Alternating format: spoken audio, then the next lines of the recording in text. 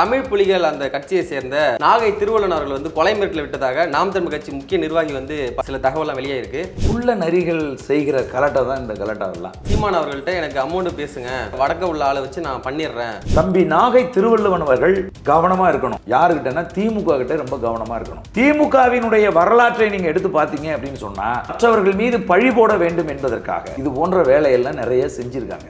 ஏதாவது ஒரு அசம்பாவிதத்தை பண்ணிட்டு அந்த பழியை தூக்கி சீமான் மேல நாகை திருவள்ளுவன் அவரோட சார்பா மே 17 இயக்கத்தோட திருமுருகன் காந்தி அவர்கள் பிரஸ் மீட்ல சொல்றாரு, சீமான் அவர்கள் தான் அந்த வேலையை செஞ்சிட்டு இருக்காரு. அந்த மாதிரியான அல்ல கைங்க உட்காந்துக்கிட்டு திமுகவுக்கு சொம்பு தூக்குறவங்க உட்காந்துக்கிட்டு வாங்கி திங்கிறவர்கள் உட்காந்து கொண்டு எதை வேணாலும் பேசுவார்கள். அது சுபவி அவர்களுடைய தலைமையில வச்சுக்கிட்டு அவருக்கு நாங்க ஒரு பேர் வச்சிருக்கிறோம், இணையதள கூலிப்படை தளபதி. அவர் இந்த கூலிப்படை என்ன செய்யும்னா டெய் காலையில எந்திரிச்ச உடனே சுபவி ஐயாட்ட பேசும், சீமானை பற்றி இன்னைக்கு நான் என்னையா பேசணும் அப்படின்னு. ஐயா வந்து கண்டென்ட் கிரியேட்டர், அவங்க வந்து எங்களை வந்தேரின்னு சொல்லிட்டாரு அப்படின்ற மாதிரி. தமிழ் தேசிய இனத்தின் மக்கள் நாங்கள். ஆகவே எங்கள் நிலப்பரப்பில் வாழுகிற குடிமக்களை பாதுகாக்க வேண்டிய பெரும் பொறுப்பு எங்களுக்கு இருக்கு. அந்த வகையில தான் நாங்கள் வந்து அருந்ததிய மக்களையும் நாங்கள் தான் பாதுகாக்க வேண்டும். அவர்கள் எங்களுடைய குடிமக்கள் அப்படின்னு தான் நாங்க வந்து பார்க்கிறோம். they are all citizen of Tamil Nadu. நாம் தமிழர் கட்சியில அருந்ததியர் தம்பிகள் இல்லையா, அல்லது அவர்களுக்கு பொறுப்பு கொடுக்கப்படலையா, அல்லது அவர்கள் தேர்தல் களத்தில் நிறுத்தப்படலையா? யார் சொன்னது நாம் தமிழர் கட்சி பிற மொழியாளர்களை வெறுத்து ஒதுக்கிவிடும், அடித்து விரட்டிவிடும் சொன்னவன் அவன். நீ பொய் சொல்லாத.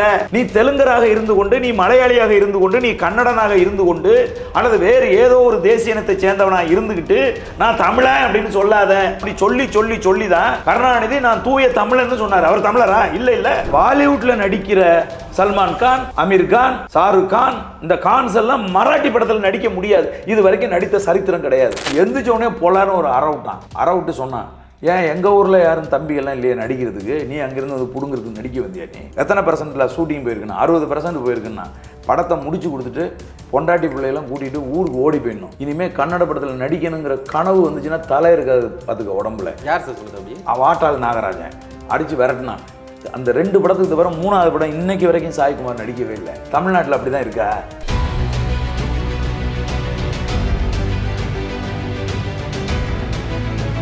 சாட்டை நேயர்களுக்கு வணக்கம். இன்று நம்முடன் பல்வேறு கருத்துக்களை பகிர்ந்து கொள்வதற்கு இயக்குனர் அண்ணன் களஞ்சியம் அவர்கள் நம்முடன் இணைந்திருக்கிறார். வணக்கம் அண்ணா. வணக்கம் தம்பி. நாம் தமிழர் கட்சி மீது தொடர்ச்சியாக விமர்சனங்கள் இருந்துகிட்டே வருது. இப்போ பார்த்தீங்கன்னா தமிழ் புலிகள் அந்த கட்சியை சேர்ந்த நாகை திருவள்ளுவன் அவர்கள் வந்து கொலை மிரட்டல் விட்டதாக நாம் தமிழ் கட்சி முக்கிய நிர்வாகி வந்து பதிவு போட்டதாக சில தகவலாம் வெளியே இருக்கு. இதை பற்றி என்ன நினைக்கிறீங்க? கட்சியே அந்த தம்பி வந்து தமிழ் புலிகள்னு வச்சுருக்காரு.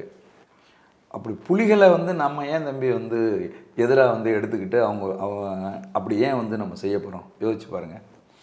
பொதுவாக வந்து இந்த நரிகள், குள்ள நரிகள் இருக்குல்ல, இந்த குள்ள நரிகள் செய்கிற கலாட்டா தான் இந்த கலாட்டாவெல்லாம்.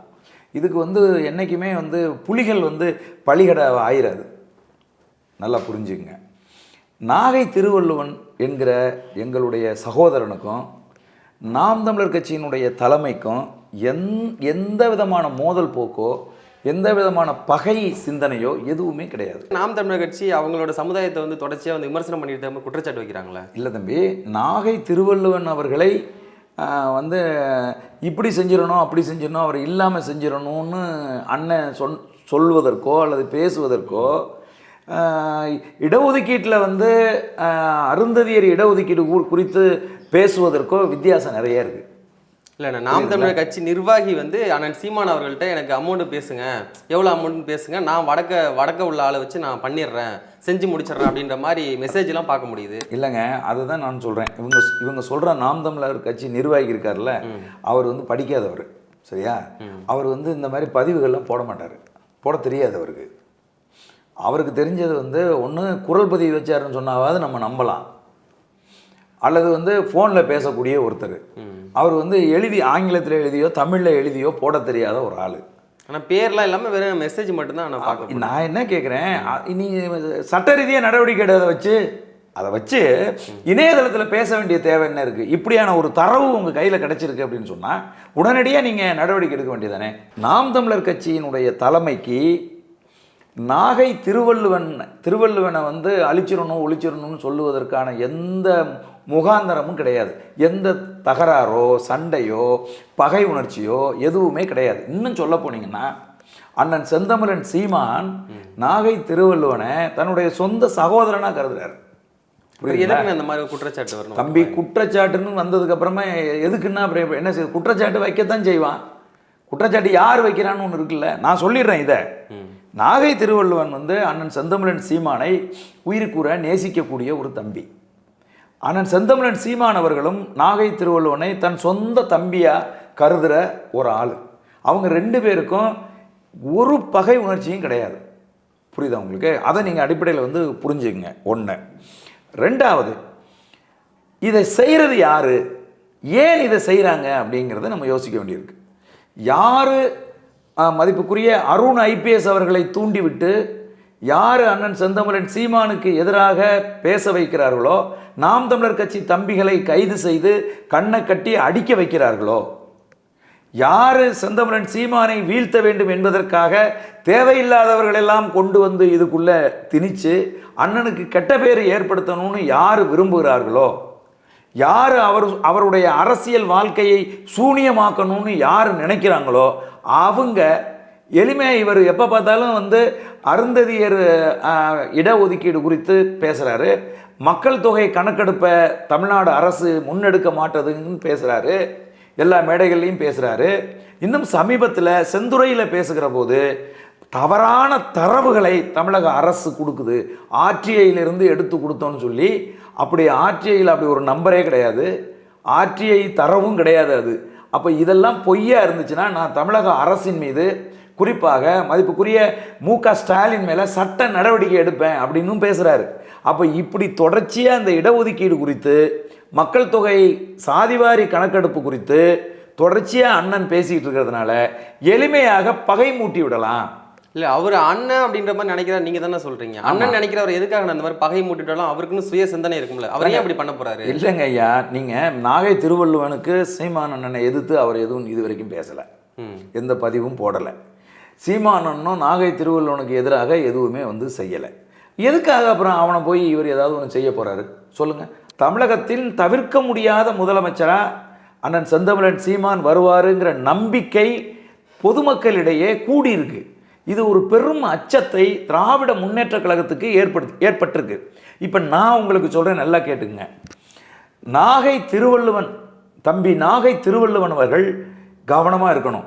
யாருக்கிட்டனா திமுக கிட்ட ரொம்ப கவனமாக இருக்கணும்.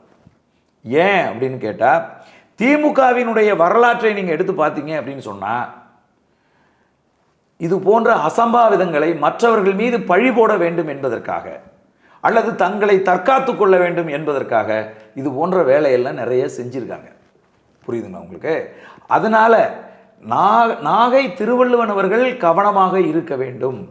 யார் சீமானை வீழ்த்துவதற்கு, சீமான் மீது பழி போட்டு சீமானை குற்றவாளியாக மாற்றுவதற்கு எத்தனையோ முயற்சிகளை எடுத்து கடைசியாக கொண்டாந்து கொலைப்படியில் கொண்டாந்து நிறுத்துறதற்கும் திராவிட முன்னேற்ற கழகம் ஒருபோதும் தயங்காது. இப்போ நீங்கள் என்ன சொல்றீங்கன்னா, நாம் தமிழர் நேரடியாக எதுக்காம இவங்கள மாதிரி ஆளுங்களை ஆயுதமாக பயன்படுத்துகிறாங்க திமுகன்னு சொல்கிறீங்களா?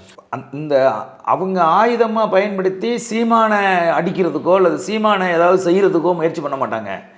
ஏதாவது ஒரு அசம்பாவிதத்தை பண்ணிட்டு அந்த பழியை தூக்கி சீமான் மேலே போடுவாங்க. புரியுதா உங்களுக்கு?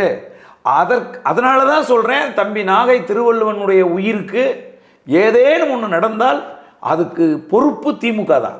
இல்லை, நாகை திருவள்ளுவன் அவரோட சார்பாக மே 17 இயக்கத்தோடைய திருமுருகன் காந்தி அவர்கள் பிரஸ் மீட்டில் சொல்கிறாரு, சீமான் அவர்கள் தான் அந்த வேலையை செஞ்சுட்டு இருக்காரு, எதுவாக இருந்தாலும் எங்களை தாண்டி தான் நீங்கள் போய் தொடணும் அப்படின்ற மாதிரி அவர் சொல்கிறாரு. நாங்கள் சொல்கிறேன் கேளுங்க, அந்த மாதிரியான அல்ல கைங்க உட்காந்துக்கிட்டு, புரியுதுங்களா, திமுகவுக்கு சொம்பு தூக்குறவங்க உட்காந்துக்கிட்டு, வாங்கி திங்கிறவர்கள் உட்காந்து கொண்டு எதை வேணாலும் பேசுவார்கள். தரவுகள் இல்லாமல், ஆதாரம் இல்லாமல் எதை வச்சுட்டு பேசுறீங்க நீங்கள்லாம்? இல்லை, அவர் சொல்லாமல் இவங்க எப்படி சார் பேச முடியும்? யார் சொல்லாமல்? நாகை திருவள்ளுவன் பேசாமல். தம்பி, நாகை திருவள்ளுவன் சொல்லாமன்னு இல்லை தம்பி. இப்போ நான் பேசிகிட்டு இருக்கேன்ல, அது போல் அவங்க கூப்பிட்டு பேசுவாங்க. நாகை திருவள்ளுவன் அண்ணன் சீமானை பற்றி நாகை திருவள்ளுவனுக்கு நல்லா தெரியும். நாகை திருவள்ளுவன் கூப்பிட்டு இந்த விஷயத்தெல்லாம் பற்றி பேசுகிறவங்களெல்லாம் கூப்பிட்டு நீங்கள் பேசுங்கன்னு சொன்னான். அவன் அதை எப்படி சொல்லுவான்? நீங்கள் சீமானை என்ன கொல்ல போகிறாரு, அதை நீங்கள் செய்தியாக பேசுங்க அப்படின்னு நான் சொன்னார். அவர் கிடையாது. நாகை திருவள்ளுவன் என்கிற தம்பி அண்ணன் செந்தமிழன் சீமானை உயர்வாக மதிக்கக்கூடிய ஒரு தம்பி. அவங்களுக்கு அரசியல் ரீதியான முரண்பாடு எங்களுக்கு 1000 இருக்குங்க. அரசியல் ரீதியான முரண்பாடு உள்ளவனெல்லாம் போய் கொலை செஞ்சுட்டு இருந்தால் எத்தனை பேரை கொள்வது? இது என்னது பைத்தியகாரத்தனமாக இருக்குது. இந்த தேர்தல் அரசியல் களத்தில் நடக்கிறதெல்லாம் வேற, அரசியலுங்கிறது வேற. இப்போ நான் கூட தான் விழுப்புரத்தில் போட்டி போட்டேன். என்னுடைய நாம் தமிழர் கட்சி தம்பியை வந்து விடுதலை சிறுத்தைகளை அடித்து மண்டை அடித்து உடைச்சிட்டாங்க. நாங்கள் மரக்காணத்தில் பொதுக்கூட்டம் போட்டோம். விடுதலை சிறுத்தைகளை ஒரு 50 பேர் திரண்டு அடிக்க வந்தாங்க. நாங்கள் இது சேரிக்குள்ளெல்லாம் நீ வரக்கூடாதுன்னு என்னை தடுத்து நிறுத்தினாங்க. துண்டறிக்கையெல்லாம் கிழிச்சு என் மூஞ்சில் வீசினாங்க. இதெல்லாம் வந்து விடுதலை சிறுத்தைகளுக்கும் எங்களுக்கு மோதல் வந்துருச்சா? அல்லது விடுதலை சிறுத்தைகள் நாங்கள் வந்து பகை உணர்ச்சி ஆகிட்டோமா? கிடையாது. அரசியல் களத்தில் போய் வாக்கு கேட்கும்போது நடக்கிற பிரச்சனைகள் முன்ன பின்ன பேசிக்கிறது இதுங்கிறது வேற. புரியுதா உங்களுக்கு? அரசியலாக அண்ணன் செந்தமிழன் சீமான் இங்கே வாழுகிற, நான் சொல்கிறேன், திரும்ப திரும்ப சொல்கிறேன், இங்கே வாழுகிற உயிர்கள் அனைத்து உயிர்களுக்குமாக அரசியல் பேசுகிற ஒருத்தன். அன்னைக்கெல்லாம் தஞ்சாவூரில் அவர் வந்து பேசின அரசியலுங்கிறது எனக்கு தெரிஞ்சு சர்வதேச அரசியல் தளத்தில் எவனுமே பேசாத அரசியலை, மற்ற உயிர்களுக்கான அரசியலை முன் வச்சு ஒரு பேராசிரியர் போல பொதுமக்கள் மத்தியில் வந்து பேசுகிற ஒரு அரசியல்வாதியாக இருக்கார். அப்படியாப்பட்டவர் சக மனிதனை கொலை செய்வதற்கு ஏன் திட்டம் போட போகிறாரு? இதை வந்து அடிப்படையில் புரிஞ்சுக்கணும். அரசியலாக அவரை வீழ்த்த முடியாதவர்கள், நாளுக்கு நாள் வளர்ந்து கொண்டிருக்கக்கூடிய அண்ணன் செந்தமிழன் சீமானின் செல்வாக்கை சரிக்க முடியாதவர்கள். புரியுதுங்களா உங்களுக்கு? இளைய தலைமுறை பிள்ளைகள் அவர் மீது கொண்டிருக்கக்கூடிய பேரன்பை பொறுத்து கொள்ள முடியாதவர்கள் அவரை வீழ்த்துறதுக்கு வேற வேற காரணங்களை கொண்டுட்டு வராங்க.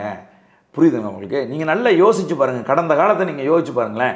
நாம் தமிழர் கட்சியினுடைய முதன்மை தளபதிகளாக இருக்கக்கூடிய தம்பிகள் மீது என்ஐஏ கொண்டு வந்து போட்டாங்க. ஆமாம். ஒரு மிகப்பெரிய அச்சுறுத்தலை நாம் தமிழர் கட்சிக்கு ஏற்படுத்தணும்னு நினைச்சாங்க. ஆனால் தம்பிகள் அதை சும்மா சர்வசாதாரணமாக ஹேண்டில் பண்ணிட்டு போயிட்டாங்க. அடுத்தது தேர்தல் களத்தில் 6 தேர்தல்களுக்கு மேலே நாங்கள் பயன்படுத்திய எங்கள் சின்னத்தை பிடுங்கிக்கிட்டு சின்னமே இல்லாமல் தேர்தல் களத்தில் பரப்புரை ஆரம்பிக்கிறதுக்கு கூட சின்னம் இல்லாமல் எங்களை கொண்டு போய் நிறுத்தி கடைசி நிமிடத்தில் ஒரு சின்னத்தை கொடுத்தாங்க, மைக் சின்னத்தை கொடுத்தாங்க. அதை நாங்கள் தமிழில் ஒளிவாங்கி என்று சொல்லுவதா இல்லை ஆங்கிலத்தில் மைக்குன்னு சொல்கிறதா? ஒளிவாங்கின்னு சொன்னால் மக்களுக்கு புரியுமா, மைக்குன்னு சொன்னால் எளிமையாக புரியுமாங்கிறதே எங்களுக்கு ஒரு வாத டிஸ்கஷன் ஆகி போச்சுங்க. அப்படியான ஒரு சின்னத்தை தூக்கி எங்கள்கிட்ட கொடுத்து நெருக்கடியை ஏற்படுத்தினாங்க. அதன் பிறகு அவதூறுகளை வாரி வீசினாங்க. புரியுதுங்களா? தொடர்ச்சியாக அண்ணன் சீமான் அவர்களை ஒரு குற்றவாளி போலவே பொதுவெளியில் வச்சுக்கணும்னு விரும்புகிறாங்க. மதிப்புக்குரிய சுபவி போன்றவர்கள் தொடர்ச்சியாக அவர் மீது சேற்றை வாரி இறைச்சிக்கிட்டே இருக்காங்க. விதவிதமாக குற்றச்சாட்டுகளை முன்வைக்கிறாங்க. இணையதளங்களில் 3ஆம் தரமாக ஈனத்தனமாக மிக மோசமாக விமர்சிக்கிற ஒரு கும்பலை உருவாக்கி வச்சுக்கிட்டு அது சுபவி அவர்களுடைய தலைமையில் வச்சுக்கிட்டு அவருக்கு நாங்கள் ஒரு பேர் வச்சிருக்கிறோம். என்ன பேர் வச்சிருக்கோம்னா இணையதள கூலிப்படை தளபதி. அவர் கூலிப்படையினுடைய தலைவர். இணையதளத்தில் ஒரு கூலிப்படை வச்சிருக்கார் அவர். அந்த கூலிப்படையினுடைய தலைவர் வந்து மதிப்புக்குரிய சுபவி. அப்படி ஒரு கூலிப்படையை வச்சுக்கிட்டு அவர்களை ஏவி விட்டு ஒவ்வொரு நாளும் சீமான் அவர்களை விமர்சிக்க வேண்டும். நாம் தமிழரை வீழ்த்துறதுக்காக கூலிப்படை வச்சிருக்காங்கன்னு சொல்றீங்க? ஆமாம், இணையதள கூலிப்படை. அது கூலிப்படைனா வெளியில இருந்து கூலிப்படை வந்து கொலை பண்ணதில்ல, அந்த கூலிப்படை கிடையாது. இது இணையதள கூலிப்படை. இது ஒரு புது விதமான கூலிப்படை. இந்த கூலிப்படை என்ன செய்யும்னா காலையில் எந்திரிச்ச உடனே சுபவி ஐயாட்ட பேசும், இன்னைக்கு என்னையா நாங்கள் வந்து சீமானை பற்றி இன்னைக்கு நான் என்னையா பேசணும் அப்படின்னு. ஐயா வந்து கண்டென்ட் கிரியேட்டர் அவர். புரியுதுங்களா? ஒரு கண்டென்ட் கிரியேட் பண்ணி கொடுப்பாரு. யாருப்பா நீயா? நீ வந்து அங்கே கோயம்புத்தூர்லேருந்து இந்த கண்டென்ட்டை வச்சு அடி. நீயா? நீ இங்கே சென்னையிலேருந்து இந்த கண்டென்ட்டை வச்சு அடி அப்படின்னு சொல்லி அவர் கண்டென்ட் கிரியேட் பண்ணி கொடுப்பாரு. ஏன்னா அவர் கூலிப்பட தலைவர்ல. இல்லை, நாம் தமிழர் கட்சியோட வளர்ச்சியை பார்த்து பயம் வந்துருச்சுன்னு சொல்கிறீங்களா? அப்போ ஒட்டு மொத்தமாக தமிழகத்தில் இருக்கக்கூடிய அனைத்து அரசியல் கட்சிகளுக்கும் அந்த பயம் இருக்குது. அதுலேயும் குறிப்பாக திராவிட முன்னேற்ற கழகத்துக்கு ஒரு மிகப்பெரிய தொடை நடுக்கம் ஏற்பட்டிருக்கு. பேரை கூட உச்சரிக்க மாட்டேங்கிறாரு சார். முதல்வர் ஸ்டாலின் அவர்கள் சீமான்ற பேரோட உச்சரிக்க மாட்டேங்கிறாரு. ஆனால் நீங்கள் பயப்படுறாரு. இந்த வேலையெல்லாம் செய்கிறது யாரு? யாருக்காக செய்கிறாங்க? இதெல்லாம் இந்த வேலையெல்லாம் யாருக்காக இப்போ செய்கிறாங்க? ஸ்டாலின் அவர்களுக்கு தான் செய்கிறாங்க அப்படின்னு சொல்கிறீங்களா? இல்லை, யாருக்காக செய்கிறாங்க? திமுகவுக்காக தானே செய்கிறாங்க.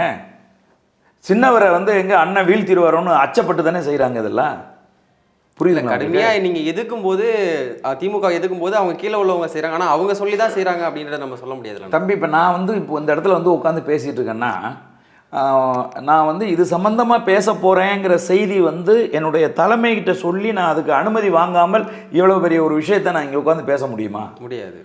அப்போது அவங்க தலைமை தலைமைக்கிட்ட அனுமதி வாங்காமல், அவங்க தலைமை சொல்லாமல் இவ்வளோ பெரிய ஒரு 8.22% வாக்கு வாங்கின ஒரு கட்சியின் தலைவரை மூன்றாந்தரமாக கேவலமாக அவனை இவனேன்னு சொல்லி பொது வெளியில் விமர்சிக்க முடியுமா? கூப்பிட்டு காரி துப்பிட மாட்டாங்க? என்னையா நினச்சிட்டு இருக்கிறீங்க நீங்கள்? ஒரு கட்சியினுடைய தலைவரை இப்படி பொது வெளியில் இப்படி அசிங்கமாக பேசுனீங்கன்னா, கேவலமாக பேசுனீங்கன்னா, மக்கள் எங்களை குறித்து என்ன நினைப்பாங்க? இப்படி பேசலாமா நீங்கள் அப்படின்னு கண்டிச்சிருக்கணுமா இல்லையா? ஏன் கண்டிக்கல?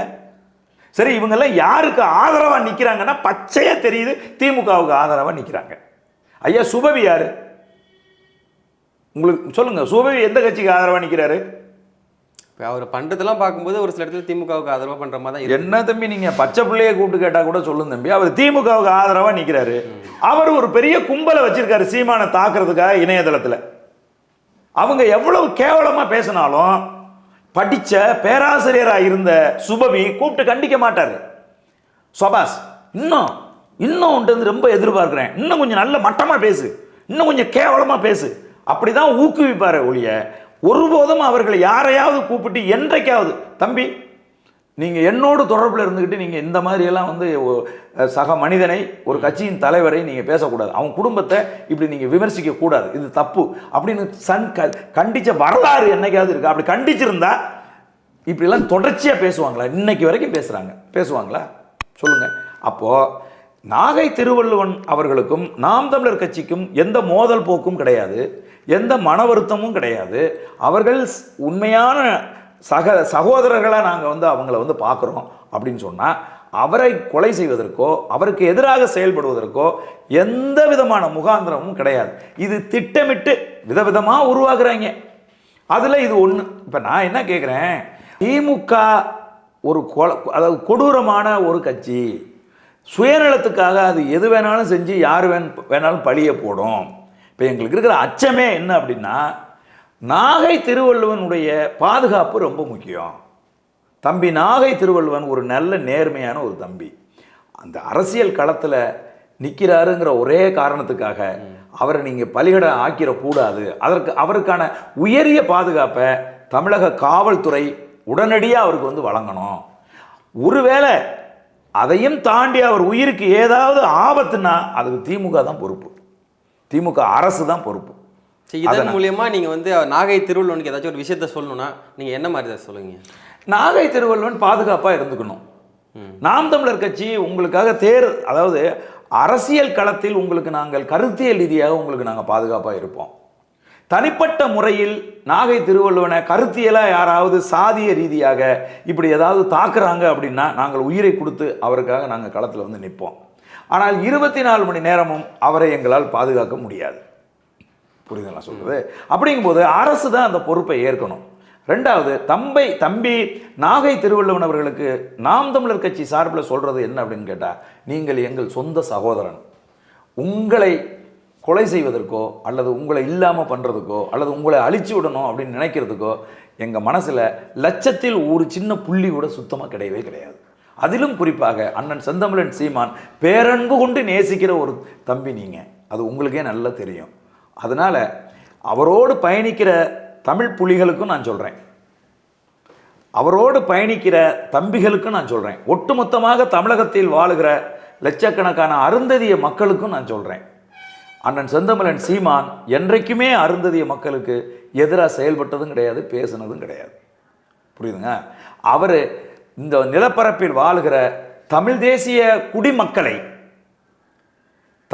இந்த நிலப்பரப்பில் தமிழ் நிலப்பரப்பில் வாழுகிற குடிமக்களை பேரன்பு கொண்டு நேசிக்கிற ஒரு தலைவனாக தான் அண்ணன் சீமான் தன்னை வந்து முன்னிறுத்திக்கிட்டே இருக்காங்க. அவங்க வந்து எங்களை வந்தேரின்னு சொல்லிட்டாரு அப்படின்ற மாதிரி கஷ்டம். தம்பி, தேசிய இனம் என்பது வேறு, குடிமக்கள் என்பது வேறு, நேஷ்னாலிட்டி என்பது வேறு, சிட்டிசன்ஷிப் என்பது வேறு. நாங்கள் வந்து இந்த நிலப்பரப்பில் வாழுகிற பிற மொழியாளர்கள் எல்லோரையும் தமிழ்நாட்டினுடைய சிட்டிசனாக நாங்கள் பார்க்குறோம், குடிமக்களாக நாங்கள் பார்க்குறோம்.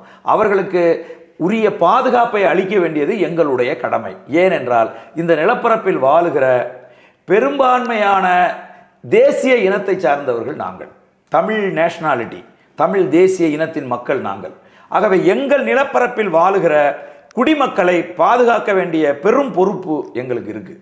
அந்த வகையில் தான் நாங்கள் வந்து அருந்ததிய மக்களையும் நாங்கள் தான் பாதுகாக்க வேண்டும். அவர்கள் எங்களுடைய குடிமக்கள் அப்படின்னு தான் நாங்கள் வந்து பார்க்குறோம். They are all citizen of Tamil Nadu. புரியுதுங்களா?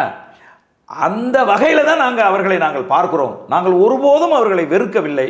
அவங்க இங்கே தப்பாக சொல்லி விட்றோம். சீமானுக்கு வந்து ஓட்டு போட்டிங்கன்னா சீமான் வந்து இங்கே இருக்கிற மலையாளியெல்லாம் அடித்து விரட்டிடுவார், இங்கே இருக்கிற தெலுங்கர்கள் எல்லாம் அடித்து விரட்டிடுவார், இங்கே இருக்கிற அருந்ததியர்கள்லாம் அடித்து விரட்டிடுவார். நான் சொல்கிறேன், அந்த அந்த அந்த அந்த மாதிரி பேசுகிற மடையர்களுக்கு நான் சொல்கிறேன், நாம் தமிழர் கட்சியில் வந்து எவ்வளவு தெலுங்கர்கள் இருக்கான்னு உங்களுக்கு தெரியுமா பயணிக்கிறாங்கன்னு? நாம் தமிழர் கட்சியில் எவ்வளவு கன்னடர்கள், மலையாளிகள், குஜராத்திகள், இன்னும் சொல்லப்போனால் பஞ்சாபிகள் பயணிக்கிறாங்கன்னு தெரியுமா? நாம் தமிழர் கட்சியில் எவ்வளவு அருந்ததிய தம்பிகள் நிற்கிறாங்கன்னு தெரியுமா? எல் முருகனை நாம் தமிழர் கட்சிக்கு சார்பில் எதிர்த்து நின்ற தம்பி, நாம் தமிழர் கட்சி சார்பில் நின்று போட்டிட்டாங்கல்ல எல் முருகனை எதிர்த்து தாராபுரம் தொகுதியில், அது ஒரு அருந்ததிய தம்பி தான். நாம் தமிழர் கட்சியில் இருக்கிற தம்பி தான். நாம் தமிழர் கட்சியில் அருந்ததியர் தம்பிகள் இல்லையா? அல்லது அவர்களுக்கு பொறுப்பு கொடுக்கப்படலையா? அல்லது அவர்கள் தேர்தல் களத்தில் நிறுத்தப்படலையா? யார் சொன்னது நாம் தமிழர் கட்சி வந்து பிற மொழியாளர்களை வெறுத்து ஒதுக்கிவிடும், அடித்து விரட்டிவிடும் சொன்னவன் அவன். அண்ணன் செந்தமிழன் சீமான் உட்கார்ந்துருக்கும் போது மேடையில் ஏறி தெலுங்கில் பேசுகிற தம்பிகள் இருக்காங்க, தங்கைகள் இருக்காங்க. ஆமாம், பார்க்குறோம். அண்ணன் வந்து உடனே நீ தெலுங்கில் எப்படி பேசலாம், இறங்கு அப்படின்லாம் சொன்னதே கிடையாது. புரியுதா உங்களுக்கு? அது அவன் தாய்மொழி. என் தாய்மொழி, நான் தெலுங்கு, நான் ஒரு தெலுங்கன், ஒரு தெலுங்கு தாய்க்கும் ஒரு தெலுங்கு தந்தைக்கும் பிறந்த பிள்ளை நான் அப்படின்னு சொல்லி அந்த அங்கீகாரத்தோட அந்த அடையாளத்தோட வந்து நாம் தமிழர் கட்சியில நீ பயணிக்கலாம், பொறுப்பு வாங்கிக்கலாம், தேர்தல் களத்தில் நிற்கலாம். புரியுதா உங்களுக்கு? அதை அண்ணன் செந்தமிழன் சீமான் ஒருபோதும் அதை தடுத்தது கிடையாது, மறுத்ததும் கிடையாது. நீ பொய் சொல்லாத. நீ தெலுங்கராக இருந்து கொண்டு, நீ மலையாளியாக இருந்து கொண்டு, நீ கன்னடனாக இருந்து கொண்டு, அல்லது வேறு ஏதோ ஒரு தேசிய இனத்தை சேர்ந்தவனாக இருந்துக்கிட்டு நான் தமிழன் அப்படின்னு சொல்லாத அப்படிங்கிறது தான் எங்களுடைய கருத்து. அப்படி சொல்லி சொல்லி சொல்லி தான் நாங்கள் ஏமாந்து போயிட்டோம். கருணாநிதி நான் தூய தமிழன்னு சொன்னார். அவர் தமிழரா? இல்லை இல்லை. புரியுதுங்களா? இங்கே இருக்கிற தம்பி தமிழர்கள் போன்று ஒரு ஆகச்சிறந்த மனிதர்களை நீங்கள் பார்க்கவே முடியாது. இந்தியாவில் நான் ஒரு உதாரணம் சொல்கிறேன் பாருங்கள். இந்தியாவில் பாலிவுட் இருக்கு பாருங்க. பாலிவுட் வந்து மகாராஷ்டிரத்தில் இருக்கு. இந்திய சினிமா மகாராஷ்டிரத்தில் இருக்கு பாலிவுட். அந்த பாலிவுட் சினிமாவில் நடிக்கிற இந்திய நடிகர்கள் எவனும் மராத்தி படத்தில் நடிக்க முடியாது. நடிக்க முடியாது சார். நடிச்சு நீ உயிரோடு இருக்க முடியாது. அந்த மராட்டியத்தில் தான் இருக்கு பாலிவுட்டே. ஆனால் மராட்டிக்காரன் எல்லாரும் பாலிவுட் படத்தில் நடிக்கலாம். ஆனால் பாலிவுட்டில் நடிக்கிற சல்மான் கான், அமீர் கான், ஷாருக் கான், இந்த கான்ஸ் எல்லாம் மராட்டி படத்தில் நடிக்க முடியாது. இது வரைக்கும் நடித்த சரித்திரம் கிடையாது. நடிக்கலாம், ஏதாவது துணை கதாபாத்திரம் நடிக்கலாம், ஹீரோவாக நடிக்க முடியாது. அந்த மக்கள் ஏற்க மாட்டார்கள். அதே மாதிரி கர்நாடகாவில் கன்னடன் மட்டும்தான் கதாநாயகனை நடிக்க முடியும். சாய்குமார்னு ஒரு தெலுங்கன் போய் அங்கே ஒரு படம் நடிச்சிட்டான் கதாநாயகனா. போலீஸ் ஸ்டோரின்னு ஒரு படம் நடிச்சிட்டான். அந்த படம் சூப்பர் ஹிட்டு. ரெண்டாவது படம் நடிக்கும்போது அந்த அந்த கன்னட தேசிய இனத்துக்காக ஒரு அமைப்பு வச்சு நடத்துகிறவன் வாட்டாள் நாகராஜன். அவன் கன்னட மக்களுக்காக அந்த தேசிய இன உணர்வுக்காக கட்சி வச்சு நடத்துகிறவன். அவன் கூப்பிட்டு கேட்டான், யாரா அவன், நம்ம ஊருக்கார மாதிரி தெரியலையே, மூஞ்சி சாயெல்லாம் வேற மாதிரி இருக்க, யாரான்னா. இல்லைண்ணா அவன் வந்து ஹைதராபாட்டுக்காரனுக்கு இங்கே என்ன பிடுங்குற வேலை, தூக்கிட்டு வாங்கடா போய் அவனை அப்படின்னா. அவனை கொண்டாந்து அண்ணன் கூப்பிட்டாருன்னு கூட்டி கொண்டாந்து எந்திரிச்சோடனே போலான்னு ஒரு அற விட்டு சொன்னான், ஏன் எங்கள் ஊரில் யாரும் தம்பிகள்லாம் இல்லையே நடிக்கிறதுக்கு, நீ அங்கேருந்து வந்து பிடுங்கிறதுக்கு நடிக்க வந்தியா நீ? படம் ரெண்டாவது போலீஸ் ஸ்டோரி 2 எத்தனை % ஷூட்டிங் போயிருக்குன்னா 60% போயிருக்குன்னா. படத்தை முடிச்சு கொடுத்துட்டு பொண்டாட்டி பிள்ளையெல்லாம் கூட்டிகிட்டு ஊருக்கு ஓடி போயிடணும். இனிமேல் கன்னட படத்தில் நடிக்கணுங்கிற கனவு வந்துச்சுன்னா தலை இருக்காது பார்த்துக்க உடம்புல. யார் சார் சொல்லுது அப்படி? வாட்டாள் நாகராஜன் அடித்து விரட்டினான். அந்த 2 படத்துக்கு தவிர 3வது படம் இன்னைக்கு வரைக்கும் சாய்குமார் நடிக்கவே இல்லை. புரியுதா உங்களுக்கு? தமிழ்நாட்டில் அப்படி தான் இருக்கா? தமிழ்நாட்டில் எல்லாருமே நடிக்கிறாங்க தான். தெலுங்கு இருக்கிறான், கன்னடா இருக்கான், மலையாளி இருக்கான், ஈவன் ரஜினிகாந்த் மராட்டி இருக்கிறான், அவ்வளோ பேர் இருக்கிறான். அப்போ தமிழர்கள் எவ்வளவு உயர்வான சிந்தனை கொண்டவர்கள், எவ்வளவு மனிதநேயம் கொண்டவர்கள், யாதும் ஊரே யாவரும் கேளீர் என்கின்ற தத்துவத்தை, அறத்தை பின்பற்றுகிறவர்கள் தமிழர்கள்ங்கிறது உங்களுக்கு புரியுதா உங்களுக்கு? அப்படி தமிழ் சமூகத்தில் பிறந்த ஒரு தமிழச்சி மார்பில் பால் குடித்த சீமான் இந்த அறத்தை எல்லாம் மீறி எவனுமே வாழக்கூடாது, தமிழை மட்டும்தான் தமிழ்நாட்டில் வாழணும், தூய்மைவாதம் பேசுகிறானா? எவன்டா சொன்னது? யார் சொன்னதுங்கிறேன். அப்போ இந்த இந்த இந்த தவறான கருத்தை மூளையில் வச்சுக்கிட்டு அருந்ததிய மக்கள், குறிப்பாக தம்பி நாகை திருவள்ளுவன் சீமான் அவர்களை நீங்கள் அணுக வேண்டாம். சீமான் உங்களுக்கு எதிராக ஒருபோதும் பேச மாட்டார். உங்களுக்கு எதிராக மட்டுமல்ல, எந்த ஒரு மனிதனுக்கு எதிராகவும் அவர் பேச மாட்டார்.